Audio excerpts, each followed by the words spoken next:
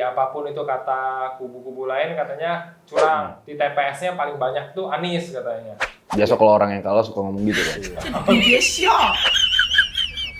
Prabowo unggul di quick count nih.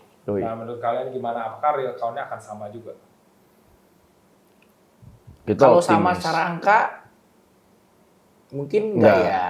Tapi kalau sama secara hasil Ya. iya menang artinya. Berarti Kita optimis 0-2 menang, bro. 0-2 menang. Prabowo for President, bro.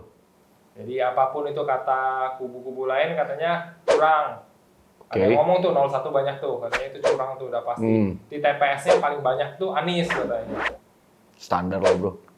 Biasa kalau orang yang kalah suka ngomong gitu kan. Iya. Oke. Iya hampir semua pilpres, maksudnya orasi curang ya. Ya, Curangnya. bukan curang, Iya, orasi curangnya. curang. Yang kalah selalu Yoi. bilang curang gitu. Oh, Nah. oke. Nah, tapi ada yang unik nih, di pilpres sebelumnya, kayak sebelumnya nih 2014 yang menang adalah Pak Jokowi. Oke. Partainya yang menang juga langsung PDIP. Ya kan artinya kan partai dan presiden itu bareng nih. Ya. Tapi kali ini beda. Yang menang adalah Prabowo, partai terkuat masih PDIP. Nah, itu gimana tuh menurut kalian tuh?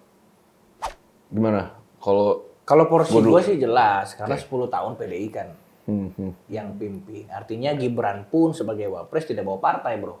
ya. Iya kan? Benar. Jadi artinya secara suara partai ya kalau misalnya Gibran punya partai mungkin situasi berubah.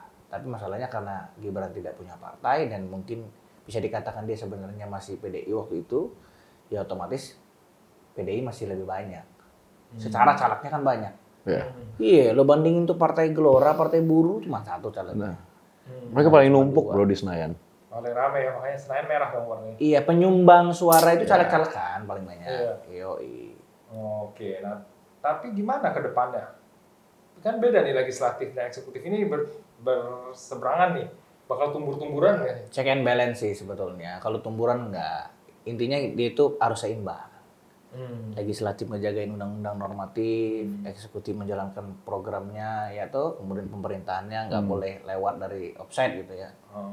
Tapi bentar, sebelum kita bahas lebih lanjut nih ya, pasti banyak di rumah yang masih bingung eksekutif itu apa, legislatif itu apa. Karena terlihat di komen-komen, banyak akun yang ngepost kan, oke Prabowo menang, terus ada yang komen, tapi PDIP masih unggul loh partainya. Terus banyak yang ngomong, ngimpi dulu dan sebagainya. Ini kan artinya masih bagian bingung. Apa sih legislatif? Jangan-jangan dari tadi kita bahas ini mereka bingung nih. Coba, Bung, dijelaskan lebih jelas tuh, legislatif, eksekutif. Ya kalau eksekutif itu kan yang menjalankan roda pemerintahan gitu ya. Contohnya eksekutif itu bupati, gubernur, wali kota. Ya. Legislatif yang check and balance ya, yang meriksa dan mengawasi apa enggak sesuai sama undang-undang nggak nih gitu ceritanya. Jadi wakil-wakil rakyat. Rakyat kan harus ada wakilnya. Kalau semua rakyat di gedung habis, bangkunya kurang. Bener. Makanya diwakilin ya. Iya, Naik itulah mobil legislatif. diwakilin gitu ya. Iya, benar. Semua rumahnya aja diwakilin. Oke. Terus kalau misalnya dari visi dan misi nih, udah kelihatan belum sih kira-kira apa yang bakal dijalanin pertama kali yang Pak Prabowo dan Gibran nih? Itu udah jelas ya visi misinya ya. Yoi. Indonesia maju, Indonesia emas 2045. udah jelas. Step-stepnya nih udah ada bocoran belum? Apalagi kayak 2045 itu 100 tahunnya kita merdeka kan. Iya. Ya impiannya pasti kan di 2029 sampai 2034 itu Indonesia bisa jadi negara maju. Fokusnya kan di situ. Supaya kita nggak kalah lah. Kita bisa bersaing sama negara-negara maju lainnya. Korea, Singapura, dan lain-lain kan. Harapannya ya pasti ke situ, bro. Terus kayak kecintaan Pak Prabowo terhadap produk lokal, terus sama budaya Indonesia. Ya, emang ya supaya anak-anak muda Indonesia juga nggak lupa tuh sama culture-nya sendiri. Ya kan? Anak muda itu harus bangga, anak muda Indonesia itu harus bangga sama culture-nya mereka, sama musiknya kita. Semua lah hal-hal kesenian tentang Indonesia itu kita harus follow up terus. Gua ada yang bingung nih. Oh, Ini kenapa ada foto wapres di sini? Kayaknya di atasnya belum dilepas tuh masih Pak Jokowi sama Maruf Amin tuh. Oh iya. Kenapa wapresnya gede banget nih langsung di sini? Yo ini wapres paling keren, bro. Kenapa Iya. tuh? Kalau ini Ini wapres paling gokil nih. iya, kalau gua bilangnya adalah representasi anak muda Yes.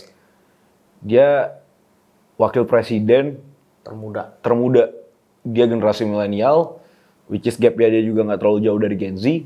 Dan ya kedepannya juga Indonesia ini dari semua faktor, dari semua segi politik, bisnis kita, itu bakal regenerasi ke milenial dan Gen Z, bro. Jadi itu emang udah harus dipersiapkan dari sekarang. Jadi kalau gue bilang adalah Pak Prabowo jagain anak muda. Ya dong. Dan sumbangsi dia itu paling nyata buat anak muda. Ya lo lihat aja wakil presiden dia kan.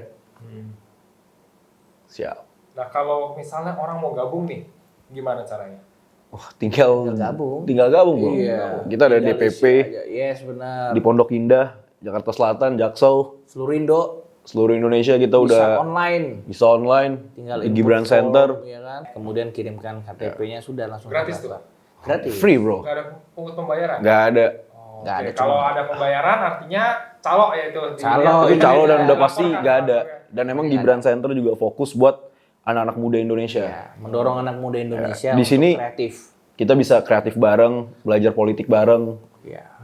Pokoknya politiknya harus dengan kampanye kreatif dan positif. Ya. Mantap, keren banget. Keren Oke dong. lah. Oke, karena waktu kita juga nggak banyak, berarti obrolan hari ini kita sudahi sampai di sini dulu ya. Siap. Ya, semoga ini bisa berguna buat teman-teman di rumah, dan kalau teman-teman di rumah ada topik yang mau kita bahas lebih jauh lagi, tinggal komen, kita diskusi bareng. Yoi. Oke, sampai jumpa di episode berikutnya. Bye.